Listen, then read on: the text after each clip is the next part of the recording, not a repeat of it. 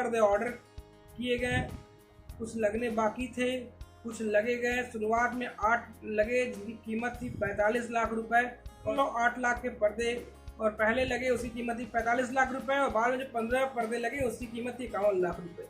ये पैसे कहाँ लग सकते थे, ये पैसे कहाँ खर्च की जा सकती थी?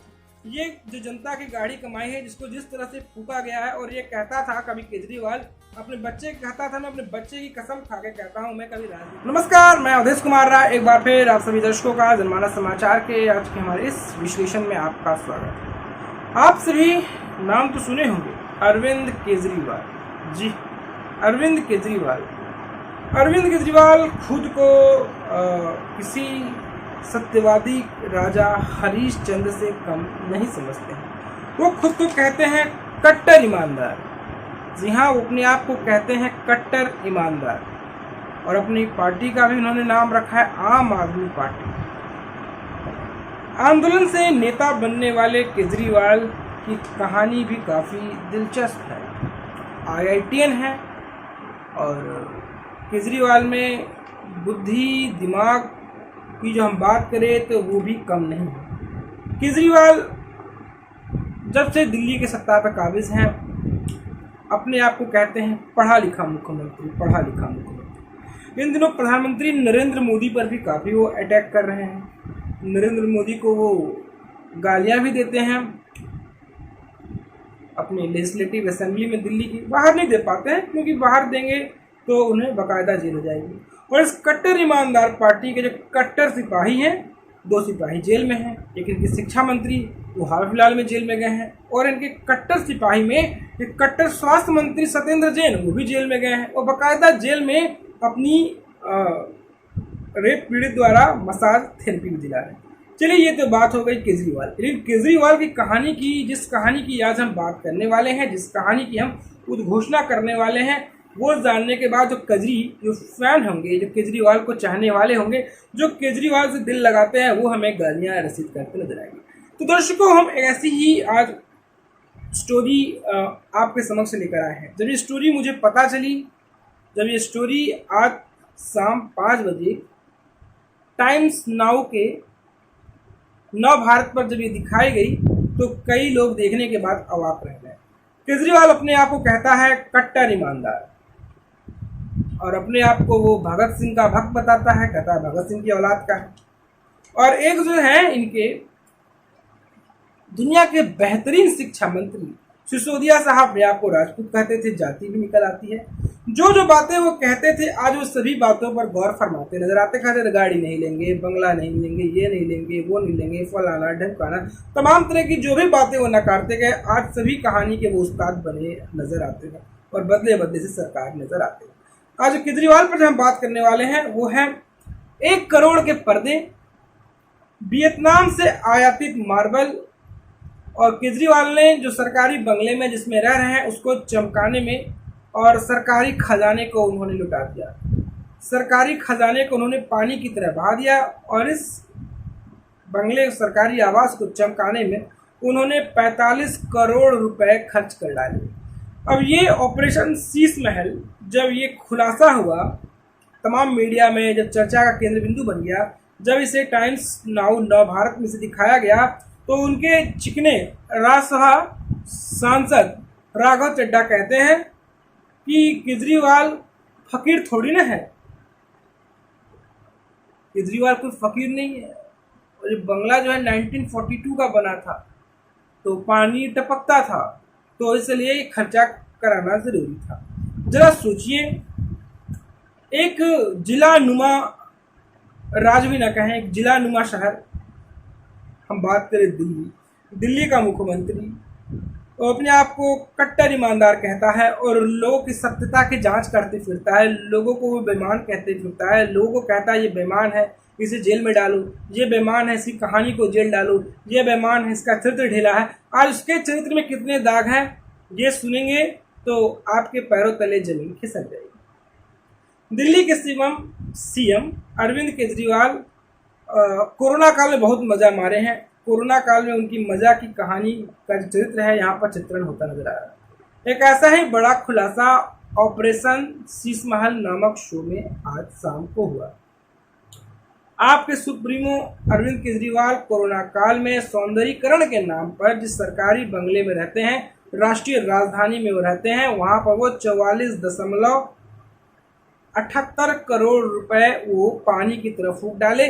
जनता की गाढ़ी कमाई को जिस कमरे में रहते हैं उसको चमकाने के लिए उन्होंने फूंक डाले। जो पैसा, जो धन जनता की सुख सुविधाओं के लिए खर्च होना था, जो धन जनता की सुविधाओं के लिए जाना था, वो विज्ञापन मंत्री, बिना कहें तो केजरीवाल वो गलत नहीं होगा, विज्ञापन मुख्यमंत्री केजरीवाल जो हैं सबसे ज़्यादा विज्ञापन देते हैं। केजरीवाल दिल्ली में विज्ञापन देते हैं, केजरीवाल तमिलनाडु में विज्ञापन देते हैं, केजरीवाल का विज्ञापन उड़ीसा में भी चलता है, जहाँ हिंदी लोग नहीं जानते बढ़िया से, वहाँ भी चलता है। तो विज्ञापन जो मुख्यमंत्री हैं केजरीवाल, उन्होंने इतने रुपए 44.78 करोड़ रुपए उन्होंने रेनोवेशन के नाम पर, सौंदर्यीकरण के नाम पर फूंक डाला। बने बनाए सरकारी बंगले को चमकाने के लिए उन्होंने पूरी तरह से खपा डाला। सीएम आवास में हम बात करें, जो हमारे पास जो पूरी रिपोर्ट की जो कथा सूची है जो हम बताएं आपको, तो सीएम आवास में कट्टर ईमानदार अरविंद केजरीवाल ने 8.8 लाख रुपए के पर्दे, 25 पर्दे ऑर्डर किए गए, कुछ लगने बाकी थे, कुछ लगे गए। शुरुआत में 8 लगे जिनकी कीमत थी 45 लाख रुपए, और दूसरे चरण में जो 15 पर्दे ऑर्डर किए गए उनकी कीमत थी 51 लाख रुपए। समझ लीजिए कि 8.8 लाख के पर्दे और पहले लगे उसकी कीमत थी 45 लाख रुपए, और बाद में जो 15 पर्दे लगे उसकी कीमत थी 51 लाख रुपए। ये पैसे कहाँ लग सकते थे, ये पैसे कहाँ खर्च किए जा सकते थे? ये जो जनता की गाढ़ी कमाई है, जिसको जिस तरह से फूका गया है, और ये कहता था कभी केजरीवाल अपने बच्चे कहता था, मैं अपने बच्चे की कसम खा के कहता हूँ मैं कभी राजनीति नहीं करूंगा, मैं अपने बच्चे की कसम खा के कहता हूँ मैं कहीं फलाना नहीं करूंगा, ढिमकाना नहीं करूंगा। सभी राजनेताओं के चरित्र का ये चित्रण करता नजर आता, सभी राजनेताओं के चरित्र पर वो उंगलियां टेढ़ा किया करता था, और इसके चरित्र की ये कहानी साफ साफ नजर आ रही। इसकी कहानी का चरित्र यही नहीं रुकता है। जो फ्लोर पे टाइल्स लगाए जाते हैं वो फ्लोर उसने वियतनाम से मंगाई थी। वियतनाम की मार्बल डियोर पर्ल मार्बल उसने मंगाई थी, जिसकी कीमत 15 लाख रुपए लगी है, अलग से फिटिंग के साथ 15 लाख रुपए फर्श पर मार्बल बिछाने के लिए। तो इसके लिए हो हल्ला मचना शुरू हो गया, इस पर चरित्र चित्रण शुरू हो गया, इस पर भोकाल मचना शुरू हो गया, तमाम लोग इस पर घिरने शुरू कर दिए। पूरे राजनीति के खित्ते में इसकी चर्चाएं शुरू होगी, भाई ये क्या हो गया, इस कट्टर ईमानदार पार्टी के कट्टर नेता के साथ क्या हो गया, केजरीवाल पर कैसी चर्चाएं हो रही है, क्योंकि तमाम बातें होने लग गई। तो आम आदमी पार्टी के राज्यसभा सांसद चिकने हम बात करें तो राघव चड्ढा कहता है केजरीवाल फकीर थोड़ी ना है, केजरीवाल राजनेता है।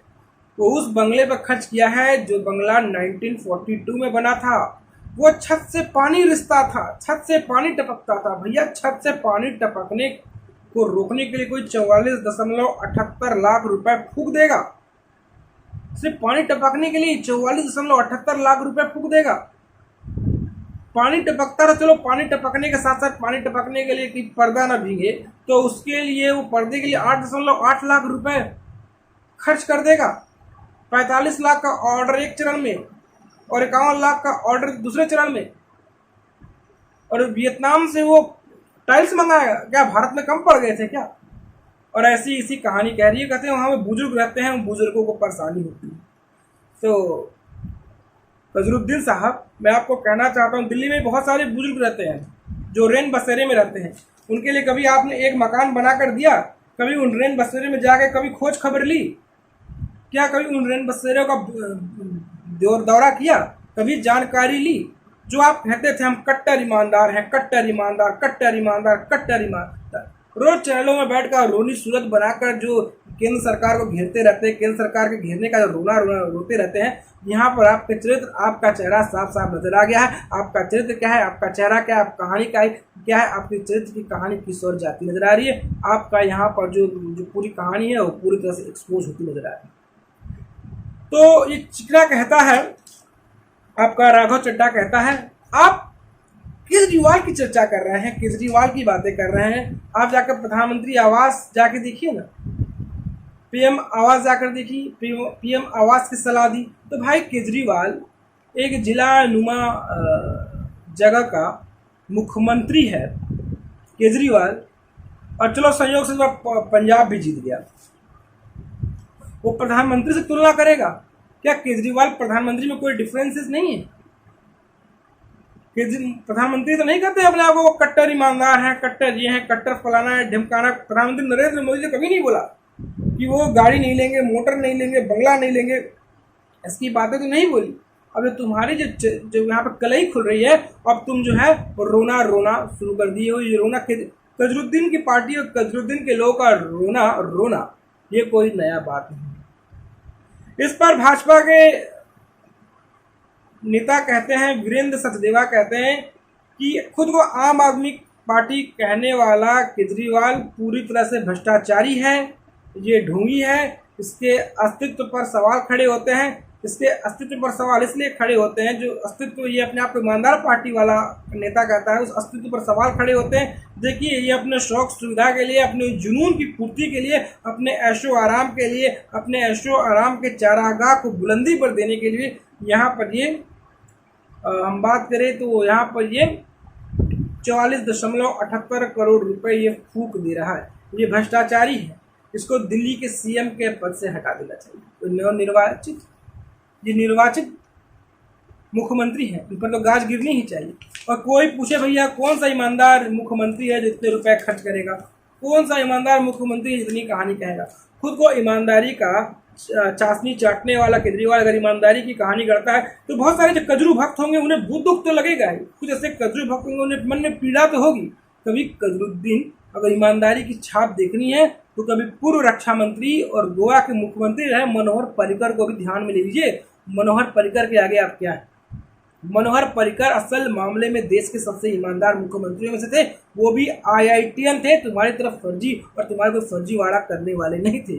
अगर आपको ईमानदार मुख्यमंत्रियों की बात करनी है, साधारण जीने वाले मुख्यमंत्रियों की बात करनी है, तो कम से कम नॉर्थ ईस्ट के कुछ मुख्यमंत्रियों की ओर इशारा कर ले। नहीं तो हम बात करें बड़े राज्यों में, उड़ीसा के मुख्यमंत्री की बात कर ले, वो तुम्हारी तरह कभी वो बड़ी बड़ी बातें नहीं कहता, बड़े बड़े शब्दों से चरित्र पर चित्रण करने का काम नहीं करता। तो कजरुद्दीन अब तो गए, आपका खुलासा तो हो गया।